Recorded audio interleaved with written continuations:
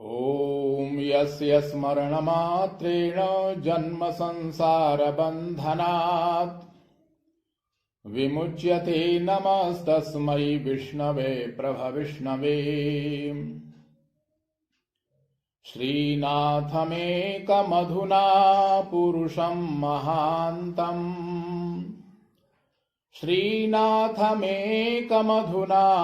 पुरुषं महान्तम् शान्तं सनातनमजं समुदारचित्तम् भक्तार्तिनाशनपरैकमनोभिरामम् राधावरं भुवननाथमहं स्मरामि।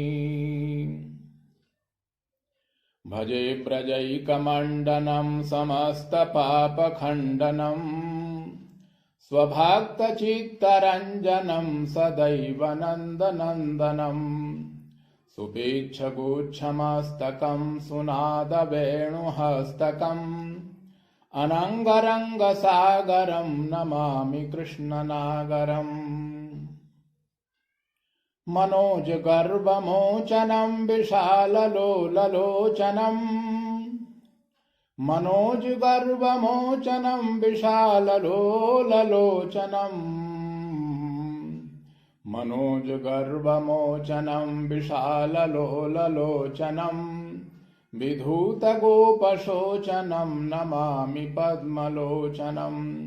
करारविन्दभूधरं स्मितावलोकसुन्दरम् महेन्द्रमानदारणं Namami कृष्णवारणम् महेन्द्रमानदारणं Namami कृष्णवारणम्।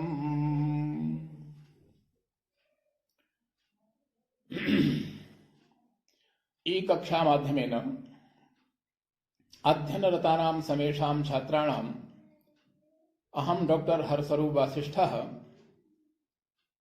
Principal government Sanskrit college नाथद्वारातः भवतां समेषां पुनरेकवारं हार्दिकम् अभिनन्दनं हार्दिकं स्वागतं व्याहरामि। प्रिय छात्रों, आज हम पुनः इस ऑनलाइन कक्षा के माध्यम से श्रीमद् भगवद गीता का जो द्वितीय अध्याय है उस पर चर्चा करने के लिए उपस्थित हैं। पूर्व के प्रसंग में आप लोग श्रवण कर रहे थे कि ये आत्मा जन्म और मृत्यु से परे है। न जायते म्रियते वा कदाचित नायं भूत्वा भविता वा न भूयः अजो नित्यः शाश्वतोऽयं पुराणो न हन्यते हन्यमाने शरीरे। अर्थात इस आत्मा का न जन्म होता है न मृत्यु होती है। ये आत्मा अज है। अज का तात्पर्य है न जायते इति अजः, जिसका जन्म नहीं होता वह अज कहलाता है। ये आत्मा नित्य है। भूत भविष्यत वर्तमान तीनों कालों में व्यापक रूप से जिसकी सत्ता रहती है उसे हम लोग कहते हैं नित्य। और ये शाश्वत है, पुरातन है। न हन्यते हन्यमाने शरीरे। इस पांच भौतिक शरीर के नष्ट हो जाने पर भी ये आत्मा कभी भी नष्ट नहीं होता। इसी प्रसंग को आगे बढ़ाते हुए भगवान कृष्ण अर्जुन को उपदेश करते हुए कह रहे हैं कि हे अर्जुन, वेदा विनाशिनं नित्यं येन मजमव्ययम् कथं स पुरुषः पार्थ कं घातयति हन्तिक्यं कं घातयति हन्तिकम्। श्लोकेस्मिन् भगवान श्री कृष्णचंद्र उपदिशति, हे अर्जुन, यह पुरुषः एनम् आत्मानं नित्यम् अजं विनाशरहितं जानाति, सः पुरुषः कथं कमपि पुरुषं हन्तुं शक्नोति, कथंच कमपि घातयति, यतो हि अयमात्मा अजरः अमरः नित्यः सर्वव्यापी च वर्तते। इस श्लोक में भगवान श्री कृष्णचंद्र अर्जुन को उपदेश करते हुए आत्मा के जो नित्यता है, आत्मा की नित्यता के विषय में प्रतिपादन करते हुए कह रहे हैं कि हे अर्जुन, ये आत्मा अविनाशी है, जिसका कभी भी नाश नहीं होता, तीनों कालों में जो हमेशा रहता है वह अविनाशी कहलाता है। ये आत्मा नित्य है, अज है और अव्यय है और 6 विकारों से रहित है। हमारे इस स्थूल शरीर के जो 6 विकार होते हैं, जायते, अस्ति, वर्धते, विपरिणमते, अपक्षीयते और विनश्यति। हमारा जो ये पांच भौतिक शरीर है, ये शरीर जायते जन्म लेता है, अस्ति और रहता है, वर्धते और वृद्धि को प्राप्त होता है, उसके बाद नाना प्रकार के परिवर्तन इस शरीर में होते हैं, फिर धीरे धीरे इस शरीर का क्षय होना प्रारंभ हो जाता है और अंत में विनश्यति, ये हमारा पांच भौतिक शरीर नष्ट हो जाता है।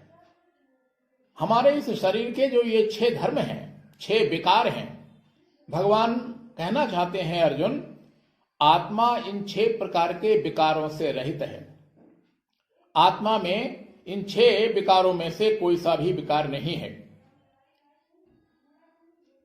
आगे भगवान श्री कृष्ण इसी बात को एक दृष्टांत के रूप में वर्णन करते हुए कह रहे हैं अर्जुन से कि हे अर्जुन, वासांसि जीर्णानि यथा विहाय नवानि गृह्णाति नरोपराणि, तथा शरीराणि विहाय जीर्णान्यन्यानि संयाति नवानि देहि, अन्यानि संयाति नवानि देहि। भगवान श्री कृष्ण उपदिशति श्लोकेस्मिन्, हे अर्जुन, यथा नरः जीर्णानि वासांसि विहाय अपराणि नवानि गृह्णाति, तेनैव प्रकारेण देहि जीर्णानि शरीराणि विहाय अन्यानि नवानि संयाति। अर्थात यथा जनः जीर्णं वस्त्रं त्यक्त्वा अन्यत् नूतनं वस्त्रं गृह्णाति, तथैव अयं जीवात्मापि स्वकीयं जीर्णं स्थूलं शरीरं विहाय नूतनं शरीरं प्राप्नोति। अत्र इदम् अवगन्तव्यं यत् शरीरस्य जीर्णे सति आत्मनः काचिदपि हानिर्न भवति। इस श्लोक में भगवान श्री कृष्ण अर्जुन को उपदेश करते हुए कह रहे हैं कि हे अर्जुन, मनुष्य जिस प्रकार पुराने वस्त्रों को छोड़कर दूसरे नए वस्त्र धारण कर लेता है, इसी प्रकार ये आत्मा भी पुराने शरीरों को छोड़कर दूसरे नए शरीरों में चला जाता है। यहां चिंतनीय विषय यह है कि यहां भगवान ने प्रयोग किया है शरीराणि, आत्मा एक वचन है, देही पद में एक वचन का प्रयोग किया गया और शरीराणी पद में बहुवचन का प्रयोग किया गया। ये जो देही मानी आत्मा है, ये अपने पुराने शरीरों को छोड़कर और नए शरीरों में प्रवेश करता है। जब तो यहां विचारणीय प्रश्न यह है कि जब देही के अंदर देही पद में एक वचन का प्रयोग किया गया तो शरीराणी पद में बहुवचन का प्रयोग यहां पर क्यों? इसका तात्पर्य यह है कि जब तक इस आत्मा को अपने वास्तविक स्वरूप का बोध नहीं होता, तब तक ये आत्मा, ये देही अनंत काल तक अनेक शरीर धारण करता रहता है और एक शरीर के बाद दूसरा शरीर, दूसरे शरीर के बाद में तीसरा शरीर, अनंत शरीरों में प्रवेश करता है ये आत्मा। और इसका जो ये क्रम है, पुनरपि जननम पुनरपि मरणम पुनरपि जननी जठरे शयनम, बार बार मां के गर्भ में जाना, बार बार जन्म लेना, बार बार युवा होना, बार बार मरना, ये जो क्रम है, ये क्रम निरंतर चलता रहता है। इसलिए अनंत शरीरों में, एक के बाद एक अनंत शरीरों में प्रवेश करने के कारण यहां शरीराणी जो पद है, इसमें बहुवचन का प्रयोग भगवान ने किया। अब यहां प्रश्न ये उठता है कि श्लोक का जो पूर्वार्ध है, उस पूर्वार्ध में जीर्ण वस्त्रों की और इस श्लोक का जो उत्तरार्ध है उसमें जीर्ण शरीरों की बात कही गई।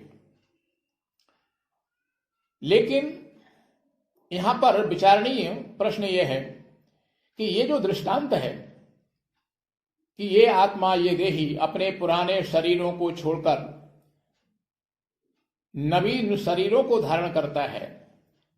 अगर कोई व्यक्ति वृद्ध होकर के 80 वर्ष की अवस्था में अथवा शतायु को प्राप्त होने के पश्चात कोई देही, कोई शरीरी अपने इस स्थूल शरीर को छोड़ता है, तब तो ये दृष्टांत सही रूप में चरितार्थ होता है, घटित होता है। लेकिन यदि कोई युवा व्यक्ति 30-35 वर्ष की अवस्था में मृत्यु को प्राप्त हो जाता है अथवा कोई बालक 5-10 वर्ष की अवस्था में मृत्यु को प्राप्त हो जाता है, तो ये जो दृष्टांत है वहां पर किस प्रकार से घटित होगा? क्योंकि भगवान ने ये कहा कि जिस प्रकार एक व्यक्ति अपने पुराने शरीरों को, अपने पुराने वस्त्रों को छोड़ करके नवीन वस्त्रों को धारण करता है, हे अर्जुन, उसी प्रकार ये आत्मा भी अपने पुराने शरीर को त्याग कर नए शरीरों में प्रवेश करता है। तो पुराने शरीर को जो ये आत्मा त्यागता है, वो तब त्यागता है जब वह शरीर जीर्ण हो जाता है। 80 वर्ष की अवस्था में अथवा 100 वर्ष की अवस्था में शरीर जीर्ण होता है, ये बात तो समझ में आ रही है। लेकिन यदि किसी की मृत्यु 10 वर्ष की अवस्था में हो जाती है, युवा अवस्था में हो जाती है, तो वहां तो शरीर जीर्ण हुआ ही नहीं। तो वहां पर यह दृष्टांत किस प्रकार घटित होगा? तो इस विषय में जो विद्वज्जन हैं उनका चिंतन यह है कि शरीर आयु समाप्त होने पर ही मरता है। कोई भी शरीर मृत्यु को जो प्राप्त होता है वो अपनी आयु पूर्ण करने के पश्चात ही मृत्यु को प्राप्त होता है। इसलिए आयु का समाप्त हो जाना ही इस शरीर की जीर्णता है। और प्रत्येक जीव की जो आयु है वह उसके जन्म जन्मांतरीय कर्मों के अनुसार, उसके प्रारब्ध के अनुसार वह जीव जब गर्भावस्था में होता है उसी समय उसकी आयु निश्चित हो जाती है। शास्त्रों में वर्णन मिलता है, शास्त्र कहते हैं कि आयु कर्म च वित्तं च विद्या निधनमेव च पंचैतानि सृज्यन्ते गर्भस्थस्यैव देहिनः गर्भस्थस्यैव देहिनः। प्रत्येक जीव की 5 चीजें गर्भावस्था में ही निश्चित हो जाती हैं। नंबर 1, आयु। कौन सा ये जीव संसार में जाकर के कितने वर्ष की आयु पूर्ण करेगा, कितना जीवन जिएगा। और कर्म, किस प्रकार के कर्म ये जीवात्मा संसार में जाकर के करेगा, सत्कर्म करेगा या असत्कर्म करेगा। आयु कर्म च वित्तं च, वित्त कहते हैं धन को। ये जीवात्मा संसार में जाकर के किस मार्ग का आश्रय लेते हुए अपने जीवन में धनोपार्जन करेगा। आयु कर्म च वित्तं च विद्या निधनमेव च, और इस जीवात्मा को अपने जीवन काल में कितनी विद्या की प्राप्ति होगी, किस प्रकार की विद्या, किस प्रकार का ज्ञानार्जन ये प्राप्त कर सकेगा, और कब कहां कैसे इस जीवात्मा की मृत्यु होगी, इसके शरीर की मृत्यु होगी। तो ये आयु कर्म वित्त विद्या और निधन, ये 5 चीजें ऐसी हैं प्रत्येक व्यक्ति की गर्भावस्था में ही निश्चित हो जाती हैं। इसलिए आयु भी हमारी जन्म से पहले ही निश्चित हो जाती है। हमारे जन्म के साथ ही हमारी मृत्यु का भी जन्म हो जाता है। आयुर्जन्म बताम वीर देहे न सह जायते, हमारे जन्म के साथ हमारी मृत्यु भी जन्म ले लेती है। हमारी मृत्यु कब कहां कैसे कितनी अवस्था में होगी, ये जन्म जन्मांतरीय कर्मों के अनुसार पूर्व से निश्चित है। इसलिए शरीर की जीर्णता का तात्पर्य यहां पर यह नहीं है कि कोई शरीर 80 वर्ष की अवस्था में जीर्ण होगा या 90 वर्ष की अवस्था में जीर्ण होगा अथवा 100 वर्ष के पश्चात जीर्ण होगा। आयु का समाप्त हो जाना ही स्थूल शरीर की जीर्णता है। इसलिए जिस जीवात्मा की इस स्थूल शरीर में जितनी आयु है, वो आयु पूर्ण जब हो जाती है तभी वो शरीर जीर्ण हो जाता है और तभी उसकी मृत्यु होती है। अगर कोई जीव 60 वर्ष की अवस्था पूर्ण करने के पश्चात मरता है तो उसकी आयु 60 वर्ष की थी, इसलिए उसका शरीर 60 वर्ष की अवस्था में जीर्ण हुआ। और यदि कोई जीव 10 वर्ष की अवस्था में ही इस शरीर को छोड़ता है तो ये मानना चाहिए कि उस जीव की 10 वर्ष की अवस्था थी और 10 वर्ष की अवस्था पूर्ण होते ही उसका शरीर जीर्ण हुआ और उसने इस शरीर का परित्याग किया। तो यहां जीर्णता से तात्पर्य शरीर का जर्जर होना नहीं है, अपितु यहां पर जीर्णता का तात्पर्य है आयु का समाप्त हो जाना। आयु का समाप्त हो जाना ही शरीर की जीर्णता है। इसलिए भगवान ने यहां पर कहा वासांसी जीर्णानि यथा विहाय। जिस प्रकार एक व्यक्ति अपने जीर्ण वस्त्रों को त्याग कर नूतन वस्त्र धारण करता है, इसी प्रकार ये जीवात्मा भी अपने जीर्ण शरीरों को त्याग कर और नवीन शरीरों को धारण करता है। अब यहां प्रश्न ये उठता है कि ये जो जीवात्मा है ये बार बार मां के गर्भ में जाता है, जन्म लेता है, युवावस्था को प्राप्त होता है, वृद्धावस्था को प्राप्त होता है और फिर मर जाता है और फिर जन्म लेता है। तो अनादिकाल से ये जन्म मरण का जो ये चक्र चला आ रहा है, इसमें कारण क्या है? क्यों ये जीव बार बार जन्म लेता है? क्यों बार बार ये मृत्यु को प्राप्त होता है? इस जीव का जो बार बार जन्म लेना और मरना, इन 84 लाख योनियों में भ्रमण करना, ये जो जन्म मरण का जो चक्र है, इसके पीछे कारण क्या है? तो इस विषय में हम 3 दृष्टि से विचार कर सकते हैं। नंबर 1 कर्म की दृष्टि से विचार कर सकते हैं। नंबर 2 ज्ञान की दृष्टि से विचार कर सकते हैं और नंबर 3 भक्ति की दृष्टि से विचार कर सकते हैं। कर्म की दृष्टि से अगर हम विचार करें तो ये जीव अपने शुभाशुभ कर्मों का फल भोगने के लिए संसार में आता है, क्योंकि ये नियम है कि यथा धेनु सहस्रेषु वत्सो गच्छति मातरम तथा यच्च कृतम कर्मो कर्तारव मनु गच्छति। जिस प्रकार गायों के झुंड में किसी भी गाय का जो बछड़ा है वह ढूंढते ढूंढते अपनी मां के पास पहुंच ही जाता है, इसी प्रकार जन्म जन्मांतरों में हमारे द्वारा किए गए जो सत या सत कर्म हैं वो कर्म हमारा पीछा नहीं छोड़ते और उन कर्मों का फल भोगने के लिए इस जीवात्मा को संसार में आना ही पड़ता है। अन्य पुराणों में भी वर्णन मिलता है। वहां गरुड़ पुराण का एक प्रसंग मुझे याद आ रहा है। इसी प्रसंग को लेकर के गरुड़ पुराण में चर्चा की गई कि ये जीवात्मा संसार में किस लिए आता है। तो वहां वर्णन किया गया कि ना भोक्तम क्षीयते कर्म जन्म कोटि शतैरपि अवश्यमेव भोक्तव्यम कृतं कर्म शुभाशुभम कृतं कर्म शुभाशुभम। गरुड़ पुराण में वर्णन मिलता है कि ना भुक्तम क्षीयते कर्मो जन्म कोटि शतैरपि। हमारे द्वारा किए गए जो कर्म हैं 100 करोड़ जन्मों के पश्चात भी हमें उनका फल भोगना ही पड़ता है। जब तक हम अपने द्वारा किए गए जो कर्म हैं उन कर्मों का फल भोग नहीं लेते तब तक हमें उन कर्मों के फल से मुक्ति नहीं मिलती।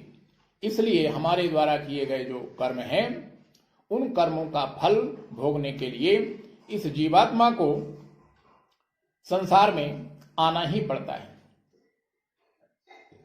तो कर्म की दृष्टि से अगर हम विचार करें तो प्रत्येक जीव अपने कर्मों का फल भोगने के लिए संसार में आता है और इसलिए ये जो जन्म और मरण का जो चक्र है ये निरंतर चलता रहता है।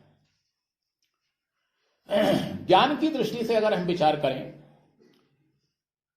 तो शास्त्र कहते हैं ऋते ज्ञानान्न मुक्ति ही। बिना आत्मज्ञान के मुक्ति नहीं होती।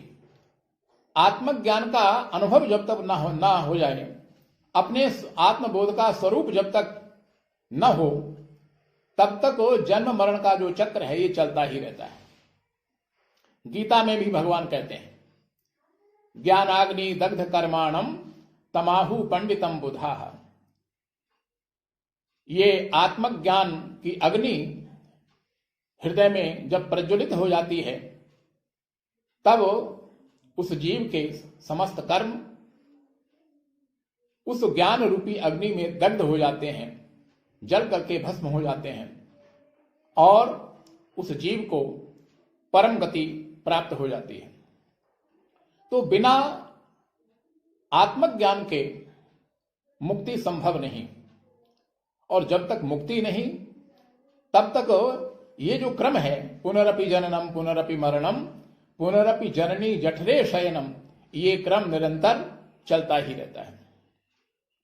इसलिए ये जो जन्म मरण का चक्र है, आवागमन का जो चक्र है, इसमें मुख्य कारण है संसार के प्रति, संसार के संबंधियों के प्रति हमारे मन में आसक्ति। हमारा जो ये मन है जब तक सांसारिक विषयों के प्रति आसक्त है तब तक हमारा आवागमन का जो चक्र है संसार में ये चलता ही रहेगा। हमारे बंधन अथवा हमारी मुक्ति का जो कारण है वो हमारा मन है। इसलिए शास्त्रकारों ने कहा मन एवो मनुष्याणाम कारणम बंध मोक्षयोः बद्धम तु विषयासक्तम मुक्तम निर्विषयम मनः। हमारे बंधन और मुक्ति का जो कारण है वो हमारा मन है। अगर हमारा ये मन सांसारिक विषयों के प्रति, सांसारिक संबंधों के प्रति अगर आसक्त है तो ये आवागमन का चक्र निरंतर चलता रहेगा, हम संसार से बंधे रहेंगे। और यदि हमारा ये मन संसार के संबंधियों, संसार के विषयों से विरक्त होकर के और भगवत चरणार बिंदु में जिस दिन अनुरक्त हो जाएगा उसी दिन हमारी मुक्ति हो जाएगी। तो हमारी मुक्ति अथवा हमारा जो ये बंधन है, इसके प्रति हमारा ये मन ही कारण है। मन एव मनुष्याणाम कारणम बंध मोक्षयोः बद्धम तु विषयासक्तम मुक्तम निर्विषयम मनः।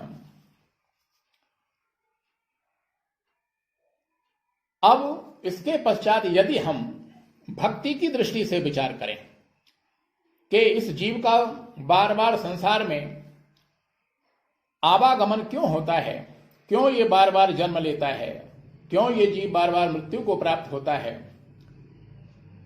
भक्ति की दृष्टि से यदि हम विचार करें तो ये जीव जब तक भगवान से विमुख है तब तक इसका संसार में आना और जाना, जन्म लेना और मृत्यु को प्राप्त होना, ये इसका क्रम निरंतर चलता ही रहेगा। जन्म और मरण का जो चक्र है वो हमेशा चलता रहेगा। कब तक? जब तक कि ये जीव भगवान से विमुख है। इस प्रकार तीन कारण प्रमुख रूप से हैं इस जीव के आवागमन के लिए। नंबर 1 कर्म, नंबर 2 ज्ञान और नंबर 3 भक्ति। कर्मों का फल भोगने के लिए ये जीव बार बार संसार में आता है। जब तक आत्मज्ञान की अनुभूति नहीं हो जाती तब तक ये जीव आवागमन के चक्र में फंसा हुआ रहता है। और तीसरा जो कारण है वह है भक्ति। जब तक ये जीव भगवान के सम्मुख नहीं होता तब तक इसका जो आवागमन का चक्र है, जन्म और मृत्यु का जो इसका चक्र है, वो निरंतर चलता ही रहता है। भगवान के सम्मुख होने का तात्पर्य है यहां पर भगवान के चरणों में निश्चल भक्ति का होना, भगवान के चरणों में निष्कपट भक्ति का होना। भागवतकार ने कहा है, सबई पुंसाम परो धर्मो यतो भक्तिरधोक्षजे अहैतुक्य प्रतिहता ययात्मा संप्रसीदति ययात्मा संप्रसीदति। संसार में सर्वश्रेष्ठ धर्म अगर कोई है तो वो धर्म है परमात्मा श्री कृष्ण के चरणारविंदों में अहित की भक्ति, बिना किसी हेतु के की गई भक्ति, भगवान के चरणों में की गई निश्चल भक्ति, निष्कपट भक्ति। निष्कपट भक्ति ही, निस्वार्थ भक्ति ही, निष्काम भक्ति ही परमात्मा की प्राप्ति का सर्वोत्तम साधन है। हमें यहां विचार करना चाहिए कि चाहे भगवान और भक्त का संबंध हो अथवा संसार के जितने भी ये लौकिक संबंध हैं, पिता पुत्र का संबंध हो, भाई भाई का संबंध हो, भाई बहन का संबंध हो, पति पत्नी का संबंध हो अथवा गुरु शिष्य का संबंध हो, जितने भी संसार के संबंध हैं, ये सभी संबंध तब तक स्थायी रहते हैं जब तक इनमें किसी प्रकार का कोई स्वार्थ ना हो, किसी प्रकार का कपट ना हो। संबंधों को स्थायी रखने के लिए आवश्यक है मन का निश्चल होना, मन का निष्कपट होना। आज संसार में अगर हम जगह जगह देख रहे हैं कि सभी संबंधों में लगभग बिखराव आ रहे हैं, संबंधों में स्थायित्व नहीं। उसका एकमात्र कारण है मन का निष्कपट न होना, मन का निश्चल न होना। संबंधों के बिगड़ने में अनेक कारण हो सकते हैं, लेकिन उन अनेक कारणों के मूल में जो कारण होता है वह होता है कपट। कपट ही एक ऐसा कारण है जो कि संबंधों को विच्छेद करता है। इसलिए जब तक मन हमारा निर्मल नहीं होगा, निश्चल नहीं होगा, निष्कपट नहीं होगा, तब तक संबंधों में स्थायित्व की कल्पना नहीं की जा सकती। भगवान और भक्त का जो संबंध है, यहां पर भी यही है। भगवान अपने भक्तों से कोई अपेक्षा नहीं करते, केवल एक ही अपेक्षा करते हैं कि मेरा जो भक्त है वो निर्मल मन से, निष्कपट मन से मुझे भजे। इसलिए रामायण में भी प्रभु श्री राम ने कहा है कि मेरी प्राप्ति का जो सुगम साधन है वह क्या है। तो वहां भगवान कहते हैं, निर्मल मन जन सो मोहि पावा, मोहि कपट छल छिद्र न भावा। भगवान कहते हैं निर्मल मन जन सो मोहि पावा। जिनका मन निर्मल है, जिनका मन निश्चल है, निष्कपट है, वही भक्त मुझे प्राप्त कर सकते हैं। लेकिन जिनके मन में किसी भी प्रकार का छल है, कपट है, कालुष्य है, इस प्रकार के जो भक्त हैं वो मुझे नहीं सुहाते। तो भक्त और भगवान के बीच में जिस प्रकार मन का निर्मल होना, निष्कपट होना परम आवश्यक है, इसी प्रकार संसार के जितने भी संबंध हैं, चाहे वो गुरु शिष्य का संबंध हो, पति पत्नी का संबंध हो, भाई भाई का संबंध हो, प्रत्येक संबंध के बीच में मन का निर्मल होना, निष्कपट होना, निश्चल होना बहुत आवश्यक है। और जब तक मन निर्मल नहीं होगा, निष्कपट नहीं होगा, निश्चल नहीं होगा, तब तक संबंधों में स्थायित्व की कल्पना नहीं की जा सकती। तो भगवान अर्जुन को समझाते हुए कह रहे हैं कि हे अर्जुन, ये जो जीव संसार में बार बार आता है, आवागमन के चक्र में जो ये फंसा हुआ है, इसमें प्रमुख रूप से 3 कारणों को ध्यान में रख करके विचार किया जा सकता है। कर्म की दृष्टि से, ज्ञान की दृष्टि से और भक्ति की दृष्टि से। भक्ति की दृष्टि से विचार करने पर इस जीव का परमात्मा के प्रति विमुख होना संसार में बार बार आने का कारण है। अगर ये जीवात्मा निर्मल मन से, निष्कपट मन से परमात्मा का चिंतन करता है, उनके सम्मुख होने का प्रयास करता है, तो ये जीव आवागमन के चक्र से मुक्त हो सकता है। इसलिए भगवान स्वयं गीता में कहते हैं कि हे अर्जुन, मन मना भव मद भक्तो, मन मना भव मद भक्तो, मदयाजी माम नमस्कुरु, मामे वैश्यसि युक्त्वैव मात्मानं मत्परायणः, मात्मानं मत्परायणः।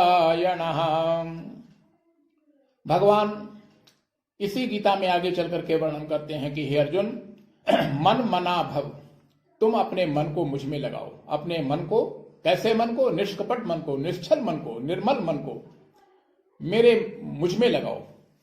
और मद भक्तो, तुम भक्ति मेरी करो, यजन मेरा करो, बंधन मेरा करो। मेरे परायण होकर के अगर तुम मेरा भजन करते हो, मेरी भक्ति करते हो, तो तुम अंत में मुझको ही प्राप्त होगे। आगे भगवान कहते हैं अर्जुन से कि हे अर्जुन, यत् करोषि यदस्नासि, यज्जुहोषि ददासि यत्, यत् तपस्यसि कौन्तेय, तत्कुरुष्व मदर्पणम्। अर्जुन, तुम अपने जीवन में जो भी कर्म करते हो, जो भी यज्ञ, तप, पूजा पाठ, जप, दान आदि कर्म करते हो, वो समस्त कर्म तुम मेरे लिए अर्पण करते जाओ। और तुम्हारे द्वारा किए गए समस्त कर्म जब मेरे लिए अर्पित हो जाएंगे, तुम स्वयं अपने आप को मुझे अर्पित करोगे, अपने मन को मुझ में लगाओगे, तो मैं तुम्हें वचन देता हूं कि तुम्हें किसी भी कर्म का जो फल है वह प्राप्त नहीं होगा। और इतना ही नहीं, भगवान ने तो यहां तक कहा कि अनन्यास चिंतयन्तो माम ये जनाः पर्युपासते, तेषां नित्याभियुक्तानां योगक्षेमं वहाम्यहम्। भगवान कहते हैं कि जो भक्त अनन्य चित्त होकर के, अनन्य भाव से, एकाग्र चित्त होकर के मेरा चिंतन मनन निधिध्यासन करते हैं, उनका योगक्षेम वहन मैं करता हूं। योग का तात्पर्य होता है अप्राप्त वस्तु की प्राप्ति कराना, और क्षेम का तात्पर्य है प्राप्त वस्तु का संरक्षण करना। जो हमारे जीवन में नहीं है वो सब कुछ भगवान हमें देते हैं, और परमात्मा ने जो हमको दे रखा है उसका वो संरक्षण करते हैं। कब? जब अनन्य भाव से हम परमात्मा का चिंतन करते हैं तब। और इस प्रकार के जो साधक होते हैं, जो जब कोई साधक, कोई भक्त निर्मल मन से, निष्कपट मन से पूर्ण रूप से परमात्मा श्री कृष्ण के चरणारविंदों में अपने आप को समर्पित करते हुए जीवन जीता है, तो अंत में वह जीव परम गति को प्राप्त होता है। भगवान ने भी गीता में कहा है कि ओम इत्येकाक्षरं ब्रह्म व्याहरन् मामनुस्मरन् यः प्रयाति त्यजन् देहं स याति परमां गतिम।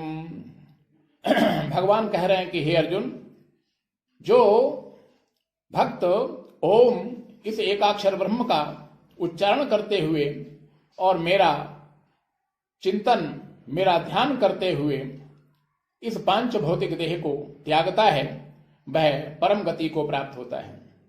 परम गति उस गति का, उस स्थान का नाम है जहां पहुंचने के पश्चात इस जीव का पुनरागमन नहीं होता। यद गत्वा न निवर्तन्ते तद्धामो परमं ममो।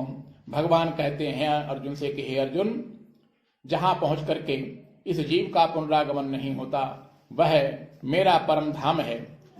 तो इस प्रकार से इस जीव के संसार में बार बार आने के जो कारण हैं उन पर चर्चा करते हुए प्रमुख रूप से 3 कारण यहां पर प्रतिपादित किए गए। नंबर 1 कर्म, ज्ञान और भक्ति। ये जीव अपने कर्मों का फल भोगने के लिए संसार में आता है और आत्मज्ञान का बोध न होने के कारण संसार में बार बार जन्म और मृत्यु के चक्र में ये फंसा हुआ रहता है। और भगवान से विमुख होने के कारण, भगवान के चरणारविंदों में अहित की भक्ति न होने के कारण यह जीव इस संसार में बार बार आता है।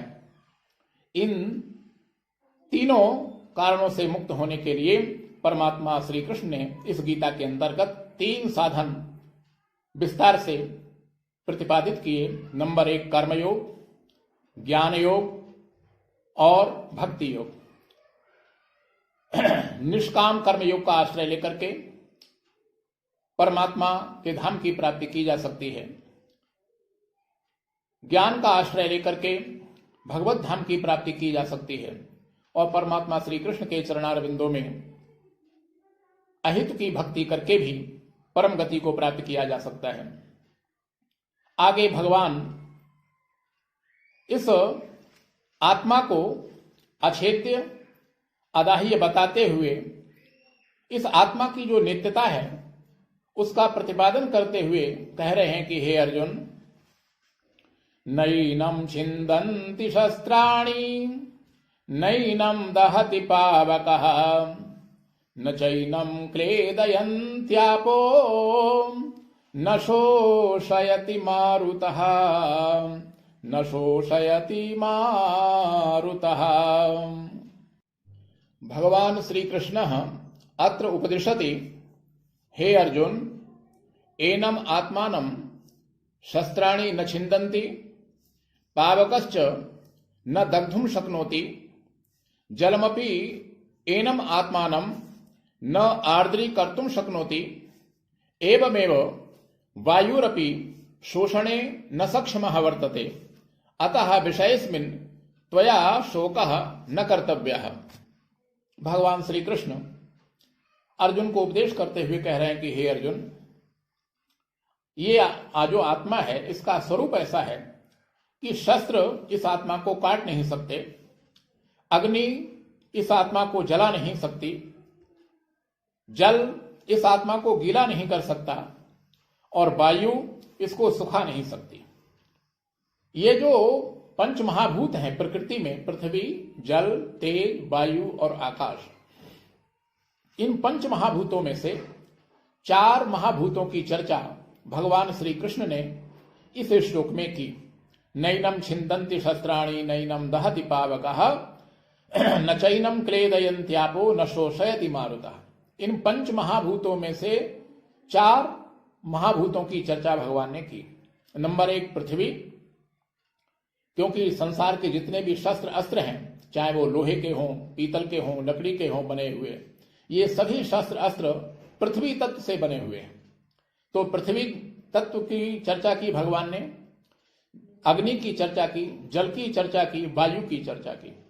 ये जो पंच महाभूतों में से चार जो ये महाभूत हैं, ये इस आत्मा को जला नहीं सकते, इसको काट नहीं सकते, इसको गीला नहीं कर सकते, इसको सुखा नहीं सकते, इसको किसी भी प्रकार की क्षति पहुंचाने की सामर्थ्य इन पंच महाभूतों में नहीं है। ऐसा स्वरूप इस आत्मा का है। लेकिन यहां पर भगवान ने पांचवा जो महाभूत है आकाश, उस आकाश की चर्चा यहां पर क्यों नहीं की? इस शंका का समाधान यह है कि प्रथम के जो चार महाभूत हैं, पृथ्वी, जल, तेज और वायु, ये चारों ही भूत ऐसे हैं कि जो कि विकृति पैदा करने वाले हैं, क्रिया करने वाले हैं। ये चारों ही महाभूत किसी न किसी प्रकार की क्रिया को करते हैं। लेकिन आकाश जिस तत्व का नाम है वह किसी भी प्रकार की क्रिया को नहीं करता, अपितु इन चारों महाभूतों को क्रिया करने के लिए अवकाश प्रदान करता है। इसलिए भगवान ने यहां पर केवल चार महाभूतों की ही चर्चा की, पांचवा जो महाभूत है आकाश, उसकी चर्चा यहां पर नहीं की। आगे भगवान कह रहे हैं अर्जुन से कि हे अर्जुन, अच्छेद्योय मदाह्योय मक्लेद्यो शोष्य एव च नित्यः सर्वगतः स्थाणु रचलोऽयं सनातनः। अयम आत्मा अच्छेद्यः अदाह्यः अक्लेद्यः अशोष्यः वर्तते, एवंच अयम आत्मा नित्यः सर्वगतः अचलः स्थाणु सनातनश्च विविद्यते। इस श्लोक में भगवान अर्जुन को उपदेश करते हुए कह रहे हैं कि हे अर्जुन, ये जो आत्मा है ये आत्मा अच्छेद्य है, किसी भी शस्त्र अस्त्र से इसका छेदन करना संभव नहीं है, और ये अदाह्य है, अग्नि के द्वारा इसको जलाया भी नहीं जा सकता।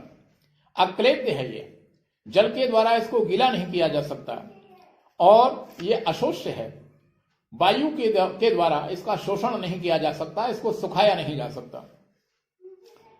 इस प्रकार ये जो आत्मा है ये नित्य है और सर्वगत है, सब में रहने वाला, सब कालों में रहने वाला ये आत्मा है, स्थिर स्वभाव वाला है, और ये आत्मा अनादि है।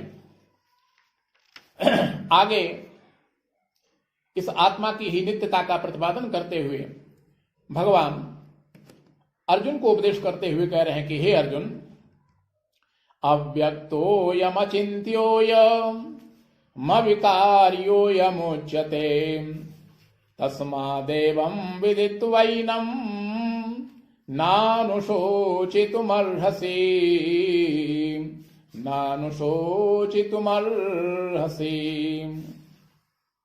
भगवान श्री कृष्ण चंद्र अत्र निगदति, हे अर्जुन, अयम आत्मा कीदृशः वर्तते, अयम आत्मा अव्यक्तः वर्तते, अर्थात इंद्रियाणाम अविषयः वर्तते, एवंच अयम आत्मा अचिन्त्यः, अर्थात मनसा अचिंतनीयः, तथा च अविकार्यः वर्तते, अतस्त्वम् एनं नित्यत्वं ज्ञात्वा शोचितुं नार्हसि।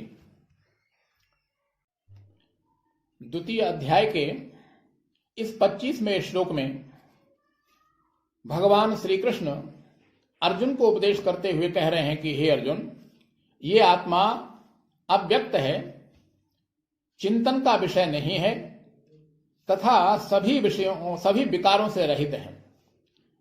ऐसा जानकर तुम्हें इस आत्मा के विषय में शोक नहीं करना चाहिए। अव्यक्त का तात्पर्य है कि जिसका चक्षु इंद्रिय के द्वारा अनुभव न हो सके, अर्थात जिसकी सत्ता तो विद्यमान हो लेकिन आंखों से जिसे देखा न जा सके, उसे कहा जाता है अव्यक्त। जैसे तार में प्रवाहित होने वाली जो बिजली है वह अव्यक्त रूप से उस तार में रहती है, अब यदि यहां पर कोई व्यक्ति ये कहे कि इस बिजली की सत्ता को स्वीकार नहीं किया जा सकता क्योंकि ये बिजली आंखों से दिखाई नहीं दे रही है, तो ये कहना उचित नहीं होगा। भले ही वह बिजली इन स्थूल आंखों से हमें दिखाई न दे रही हो, लेकिन अव्यक्त रूप से तार के अंदर बिजली व्यापक रूप से विद्यमान है। उस तार का यदि किसी बल्ब से संबंध होगा तो वो बल्ब निश्चित रूप से प्रकाशित हो उठेगा, स्वयं प्रकाशित होगा, उस कमरे को प्रकाशित करेगा। इसी प्रकार ये जो आत्मा है ये अव्यक्त रूप से इस शरीर में रहता है और इस अव्यक्त रूप से रहने के कारण ही ये जो स्थूल शरीर है ये गतिशील है और क्रियाशील है। जिस दिन ये आत्मा इस शरीर से निकल जाता है उसी दिन ये शरीर निष्क्रिय होकर के मृत घोषित हो जाता है। तो इस आत्मा का जो स्वरूप है वो अव्यक्त के रूप में है। अव्यक्त का तात्पर्य है जो आंखों से जिसका दर्शन न हो, आंखों के द्वारा जिसको न देखा जा सके और व्यापक रूप से जिसकी सत्ता विद्यमान हो। जैसे तार में प्रवाहित होने वाली जो बिजली है वह आंखों से दिखाई नहीं देती लेकिन अव्यक्त रूप से वह तार में रहती है, इसी प्रकार हमारे इस स्थूल शरीर में रहने वाला जो ये आत्मा है ये अव्यक्त रूप से रहता है, भले ही आंखों से ये दिखाई न देता हो। दूसरा, ये आत्मा कैसा है? ये अचिंत्य है। अचिंत्य का तात्पर्य है मन के द्वारा इस आत्मा का चिंतन नहीं किया जा सकता, क्योंकि मन से परे गति है इस आत्मा की। इस आत्मा तक पहुंचने की सामर्थ्य नहीं है मन में या बुद्धि में। इसलिए भगवान ने गीता में कहा, इंद्रियाणि पराण्याहु इंद्रियेभ्य परम मनः मनसस्तु परा बुद्धिर यो बुद्धे परतस्तु सह। इस स्थूल शरीर से परे सत्ता है इंद्रियों की, इंद्रियों से परे सत्ता है मन की, और मन से परे सत्ता है बुद्धि की, और बुद्धि से परे जिसकी सत्ता है उसका नाम है आत्मा। तो ये मन का विषय नहीं है, मन के द्वारा इसका चिंतन नहीं किया जा सकता। और कैसा है ये आत्मा? ये अविकार्य, ये 6 प्रकार के विकारों से रहित है। हमारे स्थूल शरीर में जो 6 प्रकार के विकार हैं, जायते, अस्ति, वर्धते, विपरिणमते, अपक्षीयते और विनश्यति, जिस प्रकार हमारा ये शरीर जन्म लेता है, रहता है, वृद्धि को प्राप्त होता है, परिवर्तन को प्राप्त होता है और धीरे धीरे क्षय को प्राप्त होता है और अंत में फिर समाप्त हो जाता है, नष्ट हो जाता है। जिस प्रकार से ये 6 विकार, 6 धर्म हमारे इस स्थूल शरीर के हैं, इनमें से कोई सा भी विकार इस आत्मा के अंतर्गत नहीं है। ये आत्मा पूर्ण रूप से अव्यक्त है, अचिंत्य है और 6 प्रकार के विकारों से ये रहित है। इसलिए हे अर्जुन, इस आत्मा को अव्यक्त, अचिंत्य और अविकार्य मानते हुए तुझे शोक नहीं करना चाहिए। इस प्रकार भगवान ने श्रीमद् भगवद गीता के 2 अध्याय के अंतर्गत इस 25वें श्लोक में आत्मा की जो नित्यता है उसका प्रतिपादन विस्तार के साथ किया। इसी के साथ इस विषय को यहीं पर विराम देते हुए मैं भी आनंद कंद भगवान श्री कृष्णचंद्र के चरणारविंदों में वंदन करते हुए अपनी वाणी को विराम देता हूं। जयतु भारतम, जयतु संस्कृतम।